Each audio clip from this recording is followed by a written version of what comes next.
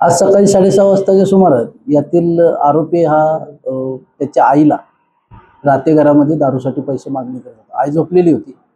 Salokhe park दुसरी गल्ली या ठिकाणी हा प्रकार घडलेला आहे। राहते घरीच मुलगा आईला दारूचे पैसे मागायला लागला। आईने न दिल्याने तिथेच घरातीलच दगडी खलबत्ता घेऊन आईच्या डोक्यात घालून तिचा खून केलेला आहे। घटनास्थळी आम्ही स्वतः पोलीस निरीक्षक श्री सुशांत चव्हाण साहेब, डीवायएसपी श्री अप्पासू पवार साहेब हे तत्काळ आम्ही घटनास्थळी गेलो। घटनास्थळी पाहता सदरची आई ही जागेवर गतप्राण झाली होती। मैताचं नाव आहे सावित्री अरुण निकम आणि तिचा सावत्र मुलगा विजय अरुण निकम असा आहे। आरोपीला ताब्यात घेतलेला आहे। गुन्हा दाखल करण्यात आलेला आहे। पुढील कारवाई तजवीज ठेवलेली आहे।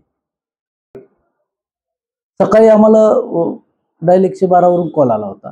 त्या कॉलच्या अनुषंगाने आमचे रात्रपाळीचे पोलीस अधिकारी श्री हिले हे घटनास्थळी गेले होते। त्यांनी आम्हाला कळवल्यानंतर आम्ही सुद्धा तत्काळ घटनास्थळी गेलो।